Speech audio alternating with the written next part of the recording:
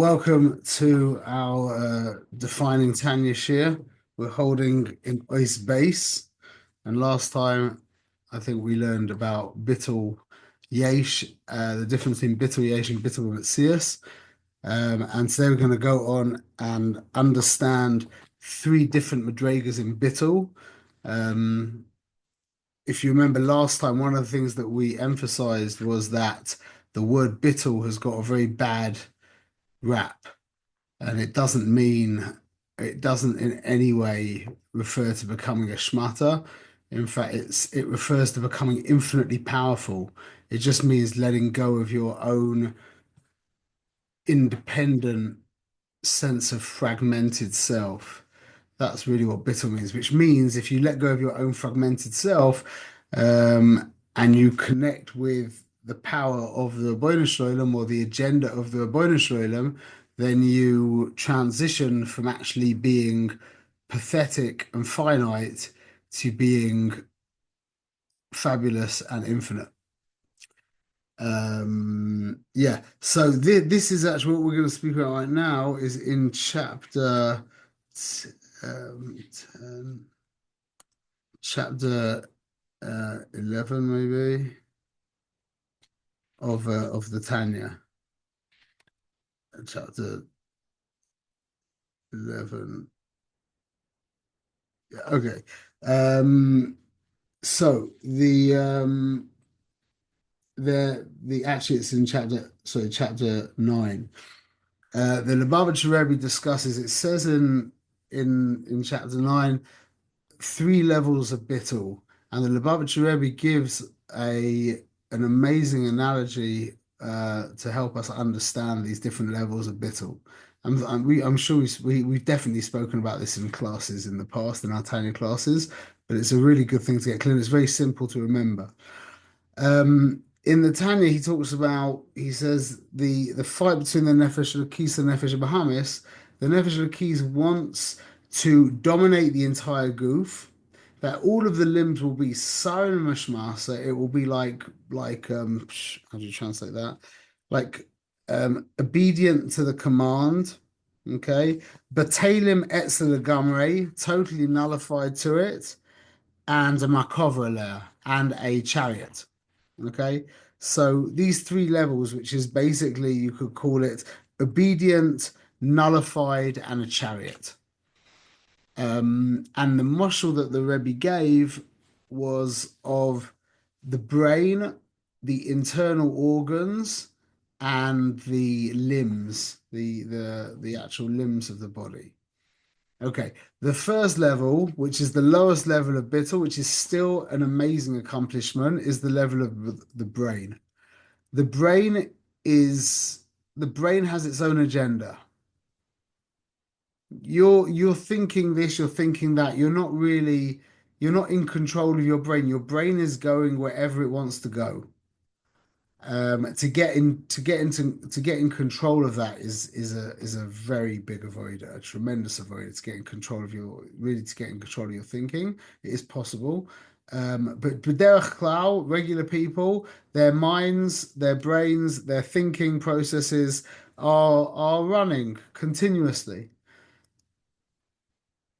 But when you want your mind to you, when you want to use your mind, when you want to sit down and read a book, when you want to watch a movie, when you want to learn something, when you want to be there for someone, your brain stops what it was doing and it's now there for this person.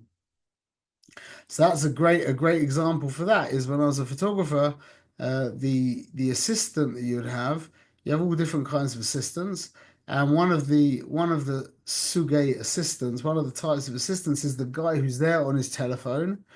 He's on his phone, and the minute you need him, he drops the phone immediately. It goes in his pocket extremely quickly, and he's there for you 100%. Okay, so he has his own agenda, but he puts his agenda to the side when your agenda pops up. That's the level of the brain. That's the lowest level of Bittul, where you have an agenda, but you put your agenda to the side when Hashem's agenda shines. When Hashem's agenda is obvious, You put your agenda to the side. That's the lowest level of Bitul, and that is a tremendous accomplishment. Okay. Now there's the next level of Bitul, which is kind of an interesting thing. That's the Bitul. The first Bitul is the Bitul of the brain. The second Bitul is the Bitul of the heart. Okay, or any of the internal organs. The heart pumps. That's what a heart does. So you can potentially take the heart out of one person and stick it in another person, and it will keep pumping. So the heart has an agenda. It pumps. That's what it does. Now, when it's in the right place and connected in the right way in your goof, well, it's super happy, and you could call that bottle, meaning it has an agenda, but its agenda is in line with the agenda of the body. That's the next level of Bitul, meaning it has its own agenda, but its own agenda is linked in with the agenda of the body. And therefore, in a sense, it doesn't have its own individual agenda because its agenda is aligned with the agenda of the body. But it has an agenda because if you were to take it out of the body, it would keep pumping just like, a good example of this would be like, I have a friend in LA who's a musician. He actually he has an advertising agency that creates music. And he has a whole bunch of musicians who work for him. And I can imagine, I mean, not can imagine, these musicians, that's their life. They love music. Musicians love music, yeah?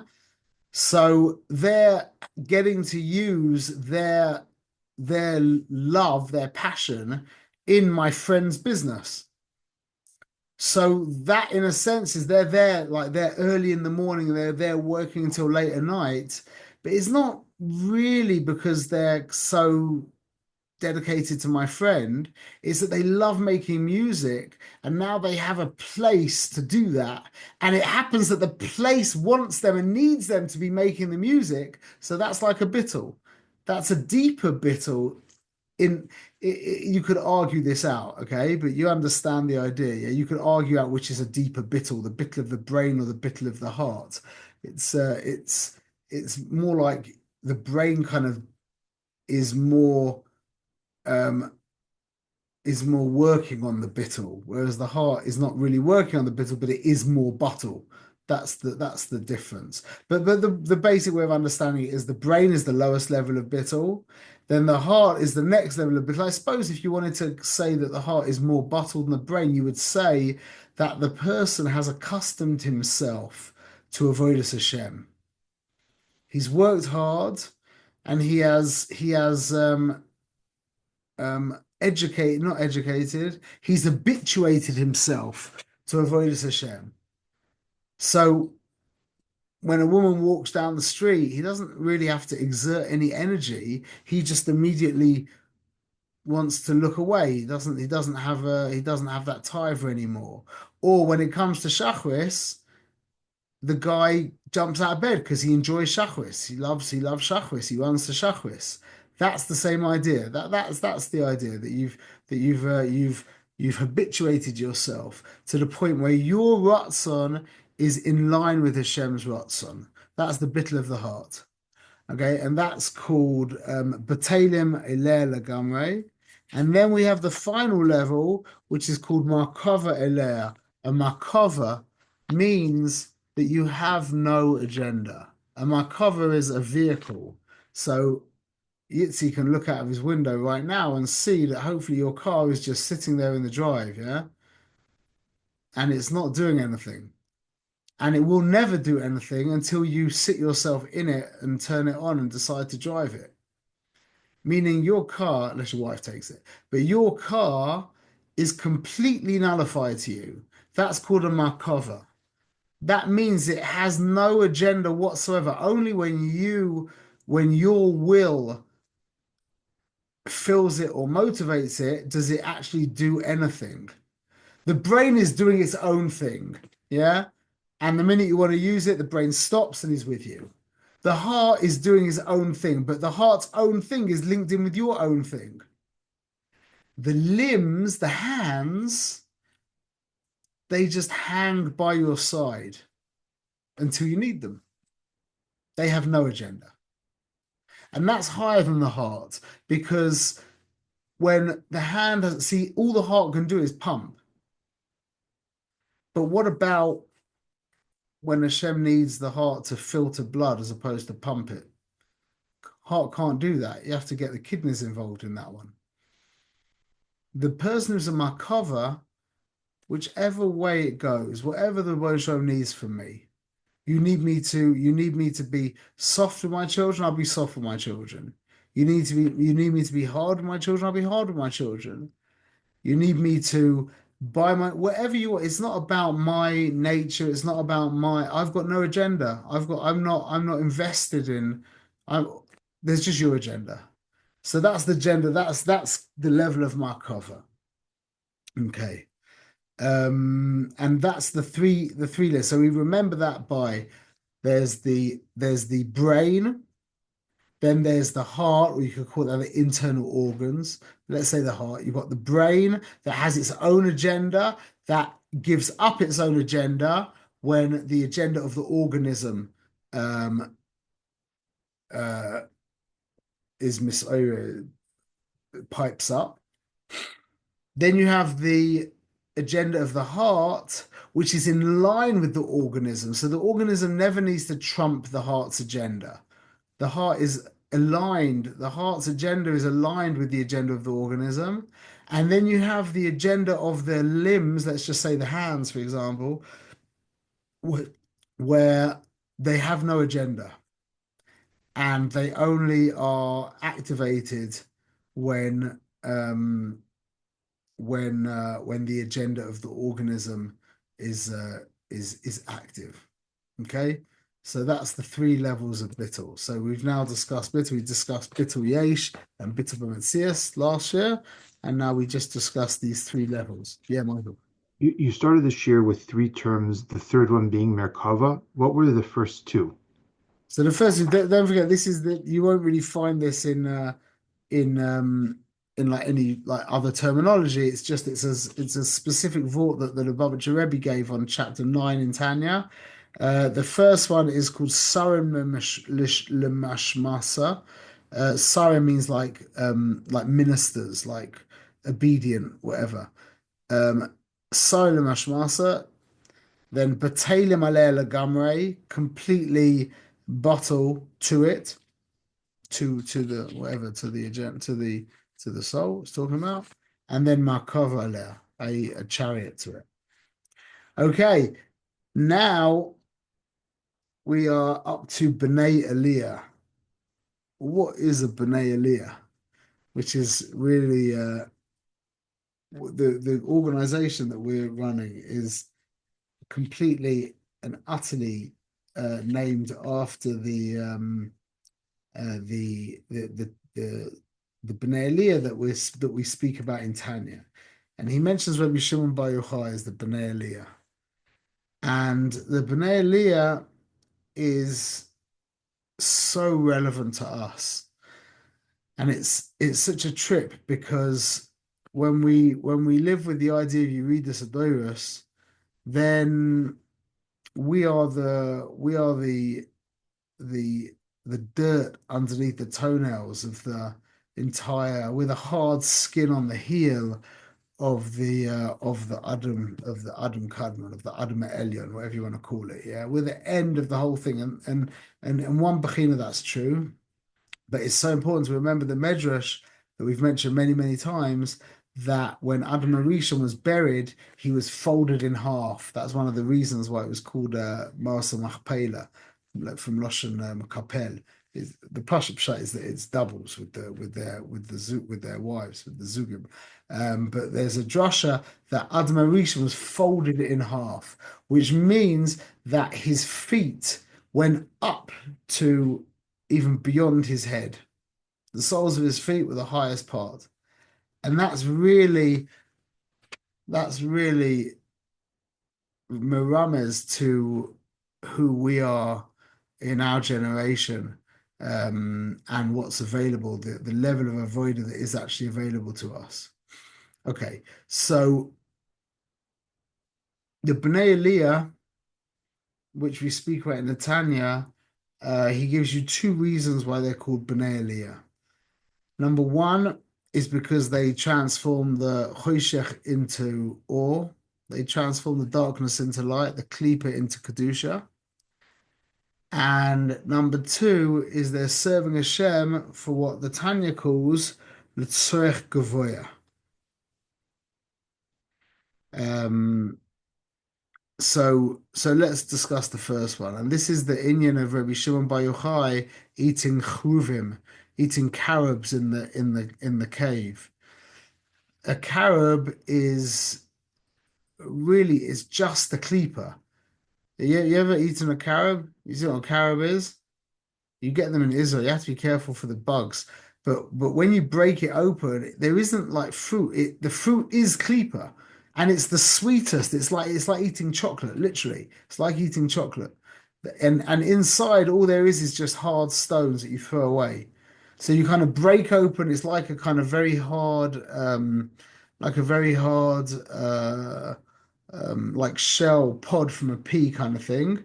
Yeah, you crack it open, you throw away the hard seeds in there, and you actually eat the crunchy cleeper, and it's literally one of the sweetest of all fruits. And that's the Indian of Rabbi Shimon Bar Yochai, that turning the cleeper, the mahapech, turning the cleeper into kedusha, which is the avoid of eating. And and that's the avoider of the Bnei Aliyah. The Bnei Aliyah are so high that they're not just involved in. It's not just turning the kedusha into more kedusha. It's not that their limud Torah becomes holy and their tefillah becomes holy and their tzedakah becomes holy. It's that their whole life is just one shtick kaddish. They're sitting there with their wife, schmoozing about whatever she wants to schmooze about. Yeah, they're being mahapech choshech le'or. They're driving in their car, going to the grocery store. Yeah, they're mahapech choshech le'or. They're on the water slide with their child. They're mahabe hoshech la'or. That's all they are. They're just a light producing machine. And if you ever had the schus of meeting someone like that, which these people are few and far between, you can't help but just get caught up in their avodah, in their in their love for the Rebbeinu Shalom, in their love for service. You can't help it. That's the first level. Yeah, that they're so, I suppose, infatuated in love with Hashem that their whole life is is about the Rebbeinu Shalom. From the second they wake up until the second they wake up, including when they're asleep, literally. So they could be operating a very normal life, but it's just absolutely dedicated to the Rebbeinu Shalom. That's called transforming the darkness into light on a consistent level the whole time. We should be zoich at such a thing. The second thing is that their avoida is what the Rebbe calls l'tzoich gavoya, for a higher purpose, meaning for Hashem's need, which that's a big controversy in the world right now with Rav Manis and the other chevra, where the whole debate is, does Hashem need us? And my final, having looked into this extensively, it appears to me that until the level of Zeh Ampin, at the level of Zeh Ampin, which is when we say L'Shem Yichud Kudsha B'Richu Shchintei, Zeh Ampin is also called a Kodesh Baruch Hu, and the Shechina is called Klal Yisrael, Knesset Yisrael. At that level, then it's absolutely clear that Hashem needs our avodah. He is dependent on us to do the right thing. That's how he set the system up. That in his ultimate anivus, he set up the system that there's called a zivug. the zivug of Zoin, which is Ze'ampin and Nekeva, which is a Kodesh Baruch Hu and the Shechina. That zivug takes Am Yisrael turning to a Kodesh Baruch Hu in avodah, and that's called Seich Gavoya. Um, to talk about a tzorech beyond that level, according to what I've learned, not in Chabad Sfarim, but from the Ben Ish Chai and from Rav Hass and from Arizal, is that you can't say that. You can't say that there's a tzorech yoter gavoa from the yichud of Zoin, but you can't say that there isn't. Meaning that when you go beyond that level, you just can't say anything. There's nothing to talk about in regards to you just can't talk about that. There's nothing to talk about. So um, although see, really to say that accurately, you can't talk about anything other than Ein Sof. Yeah, meaning that you can talk about everything from below Ein Sof. That's what the Chabad Sfarim say. But the way the Ben Ish Chai speaks, the way I've understood, is that from the level of Zoin above that, anything you speak is basically, I mean, we do speak about those levels at great length, but it's all going to be basically, like it's just inaccurate. So to say that there's a need above that level, according to that school, is not correct. According to the way I understand Chabad in this generation, it seems like the Lubavitcher Rebbe said that this Soich Gavoya is actually at a much higher level, even goes into Hashem's essence, whatever that means. I don't really know the nafkamina, to be honest, except for the fact that it gets a lot of people angry. That's the only thing I know. That for all intents and purposes, we need to know that Hashem needs our avodah. Needs actually needs our avoider. And if we're not ovid him, then I mean, he will, there'll be other people to be ovid him. But that's what we say when he was meyachid his malchus with Am Yisrael. He bound up what's malchus? What's another word for malchus in English?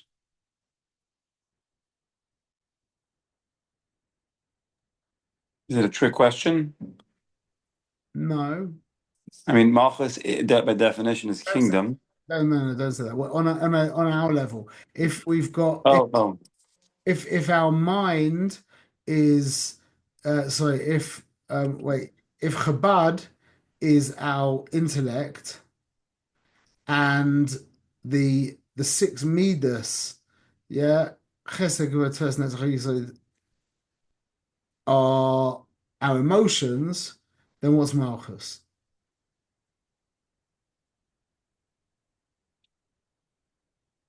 It's like I'm upset, I don't know it.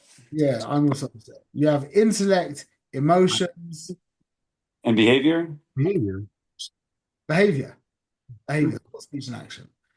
So when it says that when we say that Hashem was meyached his malchus with us, we're saying that he bound his behavior with us, meaning that he behaves through us.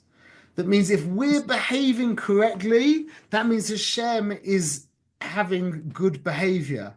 If we're behaving incorrectly, then Hashem is being stifled. His self-expression is being stifled. You hear that? That's an amazing idea. You look confused.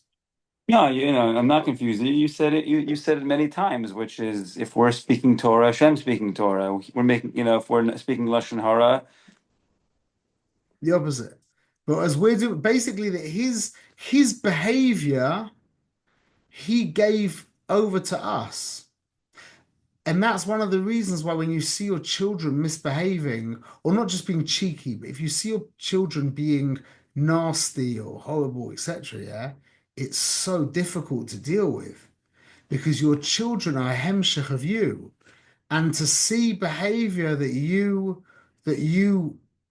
disapprove of or that's completely out of character for you, is very difficult to see in your children. And it's funny because you can have children who've got very different personalities to you, and you have to work very hard on on coping with that. If you're a very deep person, yeah, and you've got children who are very superficial, and that happens a lot, yeah, then that's very hard. And you have to get over that. You have to, but that's the point. It's not your because your children are a hemshech of you.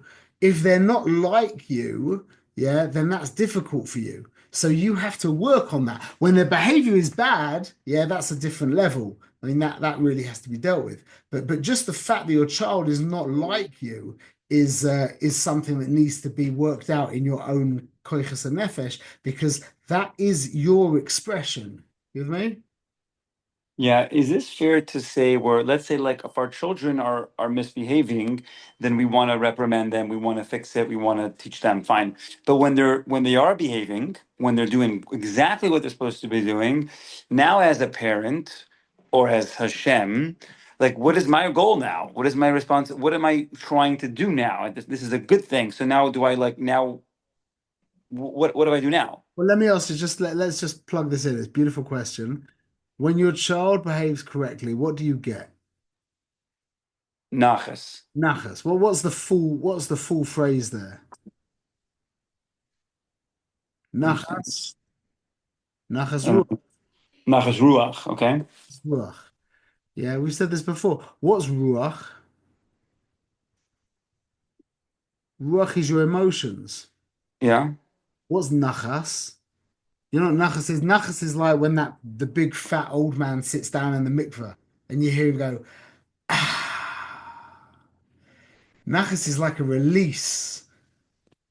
That's why you get nachas. That's why it's called nachas ruach, because your emotions express themselves in behavior. When your child's behavior is good, your emotions go, ah, they're released. That's what emotions want to do. Emotions constantly want to express themselves in behavior. So when you're behaving correctly, then you have that feeling within yourself. You have that feeling of nachas and manucha and peace within yourself. But you also get that when your children are behaving. That's why it's called nachas ruach. That your emotions, being the ruach, get to experience their nachas, their shabbat, Release. so to speak, gets to let go. So when your Okay. children are behaving well then, well, you've got a few options. You can just get out of their way.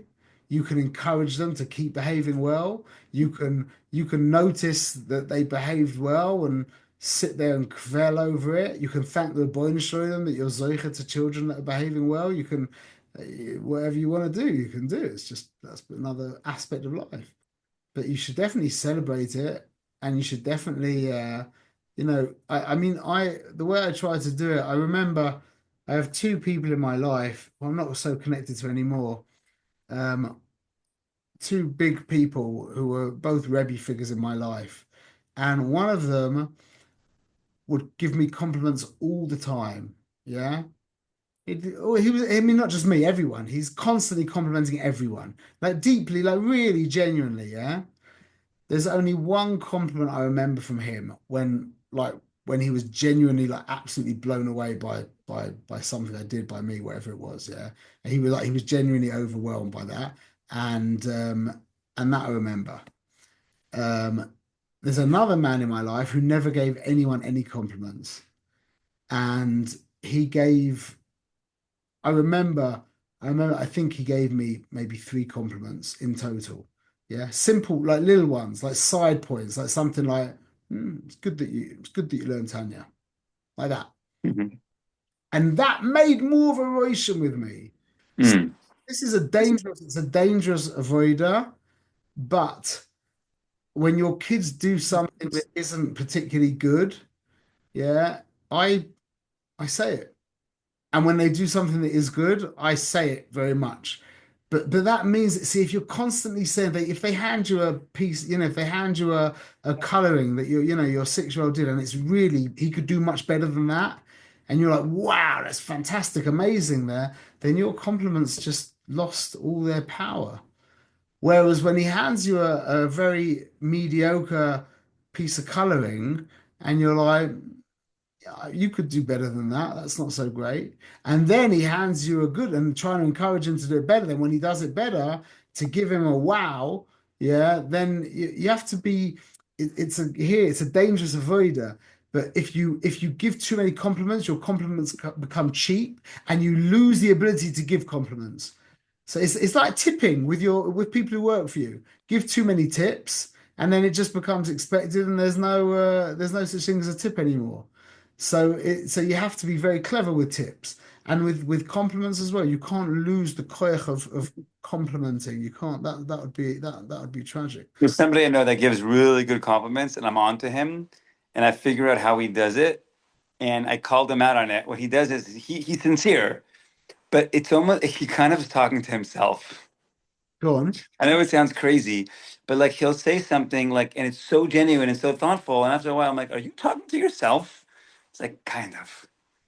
Go on. Give me for example. That sounds really Well, interesting. I don't want to give an example because then I'm going to start complimenting myself. But if for Rabbi Shmuel, for you, I would, if you're complimenting somebody, just tell, it's amazing how much energy you're giving, and you're just so thoughtful in what you're saying, so much attention to detail, and you don't let anything go uncovered, whatever it is. But you're just talking about yourself. But it sounds so good, but it's because it's really what you believe. But anyways, I just thought. It's That, kind of a joke, and I'm kind of saying something real. I'm not sure where I'm going with it. that's really interesting. And look, to give compliments is extremely important, but to make sure that your compliments are worth something, like that if you hold back your compliments and your kid does something good, and you look at your kid and you're like this, that really counts. It makes a big difference, as opposed to, like, I'll tell you another story. It's just funny. Just the way personalities are. We'll finish on this. Is maybe Eliezer was even there. Eliezer, do you remember Aryeh Leib Dvorkin? Do you remember? Were you there at his Shabbat Brochas? Were you there? I don't think you were in Leib Yisrael then. Maybe you were. I don't know. Yeah. So at his Shabbat Brochas, his father-in-law was like this, nice guy from Manchester. Yeah, Manchester, England. Mancunians are very like real, good. They're good, whatever, good people. But very real, very, very real. Yeah, no shtick. And Rav Chaimowitz, who was the Rebbe there, is an American, a New York American, like larger than life kind of figure. And somebody made the chulent there. And I just remember this so clearly. Rav Chaimowitz tasted the chulent. And I remember him looking at the guy who made it, and he was like this. Like that, yeah. And this little Mancunian guy tasted the shit, looked at the guy, and went, "Not bad, not bad." That was it. It was like they were next to each. It's like the way of complimenting. Either way, you can do however you want to compliment. Just make sure that you make your compliments count. Anyway, so I can't remember how we got onto that, but the tzorech gavoya means that the Bnei Aliyah are serving Hashem for His need.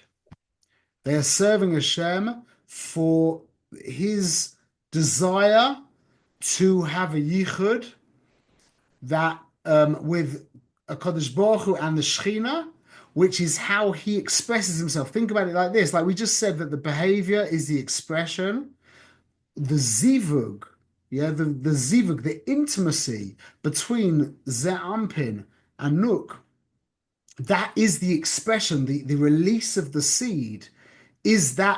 That's called a nachas ruach. That's a release. That's what it's called, a release. That's a release, and So that yeah, we want to release our emotions. This is a very healthy thing. 100%. You can't not release your emotions. If you don't release, your whole goal of the world is releasing your emotions in healthy behavior. If you don't let your emotions express themselves through behavior, you will end up like this. And eventually the steam will come out your ears, and your wife and kids most likely are going to get it. That's how it Yeah. works. Yeah. Makes sense. Tzorech Gavoya means that, listen to the Lashon in the Tanya, what he says. It's amazing. He says the Tzorech Gavoya. Loi kedei ledabka bo Yisbrach, not so as to be davik to him, Yisbrach, bilvad, exclusively, l'ravois tsemoi nafsham et samal Hashem, to quench their thirst for God. That's not why they're being over Hashem. Not exclusively. Like Halavai would be serving Hashem because we have this thirst for God. And that's really the reason why we are potentially, that Baruch Hashem, we got back to the beginning, why we are potentially able to go so high. Because the tzaddik, the Bnei Aliyah, is not worried about his desire to be davik to Hashem. He's worried about what Hashem really needs. We don't have a desire to be davik to Hashem. So now we can be just concerned about with Hashem's needs. And that's why we are called the Bnei Aliyah. That's why we are, in our generation, have the potential to becoming Bnei Aliyah, because we don't have the distraction of a spiritual thirsting anymore. So it comes out that what the whole world has said is the most negative thing about our generation, that we have no spiritual longing anymore, is actually a purposeful manipulation of creation that Hashem did, a kavana that Hashem had to take us to the point where we are, where now we can be over to Hashem because he needs our service. And that's why this organization is called Bnei Aliyah, because we're so caught up in our cutness, thinking we're so pathetic because we've got no chukka to serve God anymore, because we've got no spiritual connection anymore. Everyone's so depressed because of that, and that's the greatest simcha, that now we can serve the Bnei Shalom just for him. What do I get out of it? I'm going to do what I can to have something, because I'm a human being. I need a little bit of geschmack, whatever. But the greatest schus that we have is that Hashem stripped away our ruchnius tainug. That's the greatest schus that we have. Now we can really serve Hashem. It's not our fault. And at the end of everything, like I said, one site that I know, he said that the pelephone, what do you call that? The mobile phone was the end of Das. He was wrong, because the smartphone came out. And whatever the mobile phone took away of Das, there must have been some left, because the smartphone came along and sucked away everything. So at the lowest level of where we were, with all the distractions and with all the distance from Hashem and Yiddishkeit and MS and whatever, yeah? And then Hashem opens up the internet. And then Hashem puts the internet not only in our houses and our offices, but in our hands, in our pockets, in our cars, in every place we are. So just the Ruchnia he took away, and it was all b'kavana, so that now we can be oived on the level of Bnei Aliyah. That's mamash that is the chiddush of the Lubavitcher Rebbe, and that is the Torah that resonates. There's never been any Torah that I've ever heard that resonates more deeply with the essence of who I am, that we are in this privileged position to serve the Bnei Shalom at the level of Rabbi Shimon Bar Yochai, and that's why Adam folded over, so his feet, who are us, ended up going back to his head. And this is my chiddush, I just thought about this, but if you were to think about it, I can't do this, yeah? But imagine if you were to put your feet back. Let me just get a picture of 1 minute. Person. Here, Michael can do it really quickly. Michael, go for it. Let me see. The pretzel. Oh, if there's a picture of a woman doing it, that's annoying. Wait a minute. It's exactly what I wanted to see, but that's a woman. I don't want to show you that. Go on. But oh, that's so annoying. Imagine if you were to stand up, yeah, Michael, you want to try this afterwards, yeah? If you want to just stand up and bend down so far that your chest touches your knees, look where your head ends up. It doesn't reach your feet. Your feet, your head goes down to around your ankles, just before your ankles. So this is my chiddush. Yeah, and if I'm wrong, I'm sorry, but it's a nice way to think. That when Adonai Rishon folded back up, his feet went beyond his head, higher than his head. That's where we're at. That's where we're at. So it comes out from this, what we've just said, the most distressing thing that you will ever hear as a Jew is when someone says, Halavai, we would have Yirsa Oynesh. As I've said so many times. Halavai, we should have Yirsa Oynesh. Baruch Hashem, finally, after 3,337 years, or after 5,785 years, however you want to have done it, we don't have Yirsa Oynesh anymore. Finally, we're free and we don't have Avos Eschar anymore. We don't care about Gan Eden anymore. Yeah, now all we need to do is stop caring about the Geschmack. You have a Geschmack, enjoy the Geschmack, be over Hashem with everything you've got. But now this is the last thing, and this is what I think, that I've said this again many times, is that why you guys were ready for this message is because you guys in LA have been zocher to the Mishmar, which most people aren't. And after a couple of years, you were already realizing that you're right. I don't even care about a Ruchnius Geschmack. We'll do it, we love it, it's great, whatever, yeah, but I don't really care. I just want to serve. That's what we're all ready to hear. We just need to hear it. And then everybody, whenever I give this message over to people, everyone's like, yeah, 100%. Bezrat Hashem. So that's Bnei Aliyah. Okay, we got to Gimel. Next week we'll attack Gimel, Bezrat Hashem. That was great. Shmuel, I just didn't understand one more time why it was beautiful. I mean, you really, God willing, I want to listen to it again. If you can please post it. Just one more time, the feet. So the head of Adam Arishon does not hit, the head doesn't hit the feet. I've got to run. Thank you, Shkoyach. Okay, bye, Michael. I'm just going to try and find a picture. Hi, Michael. I typed in a man bending over this time, as opposed to just someone bending over. And how that connects to that final message you just left off with. This is like I was adding a little bit of a, oh, here we go. There we go. 1 minute.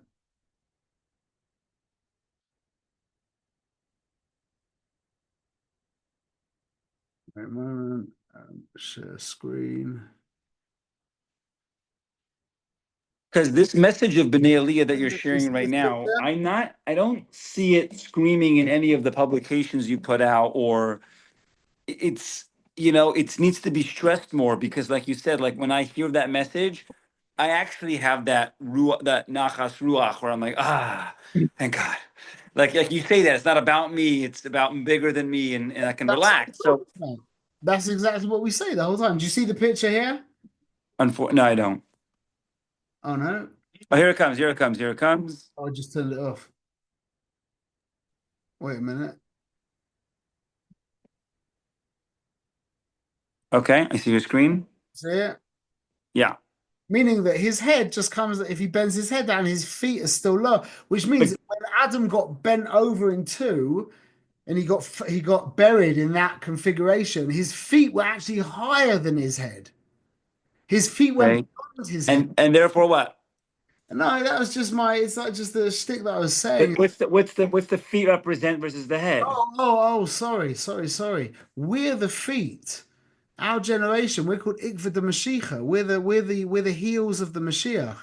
We're the feet. I'm sorry, I thought you. But how do we know that we're Ikvad the Mashiach? I thought people 500 years ago might have thought that. Our generation is called the Ikvad the Mashiach because we know. Says who? There's 6,000 years, and we're at 5,785. So we're at the end of the whole thing. So we're called the heels of Mashiach. We're called the heels of the generation. So the Avos were the head. Moshe was the head, or Adam was the head, however you want to do it. And it went down and down and down to us who are considered the heels, but the heels go back beyond the head. And Yitzi, number one, we have spoken about as many times, but the message that we're giving over the whole time, which is it's just about avoida. Not talking like that. I mean, it's just about being over the Shem, just about Hashem, just about service, not about us. That's the Inyan, and it's only our generation that are really capable of hearing this, because until then there was so much schar and oynesh that we couldn't get beyond that. But now we live in this privileged situation that we're able to go beyond schar and oynesh, and that's the schus. Shmuel, who says that? Is it Bavitch Rebbe says that the significance of Adam Arishon being buried like that No, I mean, maybe he did. I didn't hear it from him. I heard it from. I heard it from. I didn't hear it from Rabbi Brazil, Rational Brazil. But I heard him say it. But I knew it before that. I can't remember. I heard it Say from. what? That the significance of Adam being buried is like the sign of how we're going to end the world. I mean, not the end the world, but Yeah, yeah, meaning that we went back to the height. It doesn't look like it, yeah, but we don't care about the pshat. We care about the pneumius. We are now at the madrega where we can be over the Shem on the bechina of Bnei Aliyah, which is on the level of Rabbi Shimon Bar Yochai, and that was the chiddush of that was the chiddush of the Lubavitcher Rebbe. He was screaming that. He screamed that for decades, literally decades. And that's why Rav Manis is stressing the whole time that Hashem needs our voida. Because if you don't feel that Hashem needs your voida, then the game doesn't begin. Because you're yeah. the point of it. Well, if he doesn't need you to serve him, then you're it. That's the whole point of Tzorech Gavoya. That's what it means for Hashem's need. Because without that, the game doesn't start. Why are you saying Rabbi Shimon Bar Yochai is at that level? Because he was in a cave for so many years? No, Rabbi Shimon Bar Yochai, Rabbi Shimon Bar Yochai. The whole story of Rabbi Shimon Bar Yochai began with him saying that the Tzorech Atzmam, Got it. because they did it all for themselves. It was a machlokas with him, Rabbi Yehuda, Rabbi Yossi, and he said because they were building the bridges and the shukim and the bathhouses for themselves, that was gerua, that was terrible. Even though it had toelis, because he was kulu panimi, he was kulu lishma. All he cared about was that you were being over the Shem with Tahara Salev and with MS and with him in mind, with Rabbeinu Shalom in mind. So that's Rabbi Shimon Bar Yochai, and that's called Bnei Aliyah, and that's who we are. That's what we have access to. We need to scream this to everyone because everyone, it resonates so deeply with everyone. And I'm telling you, every single person you mention this to, there's a couple of people like very stark, like completely shakua in their shitas and craziness, yeah. But any half-open person, when they hear this whole Torah, yeah, their heart opens up and they become ready to serve. But they forget again, so you need to go over it again, again, again, again, again. Okay, chazak v'yamatz, חבר'ה. Thank you. Shkoyach, Zagazin.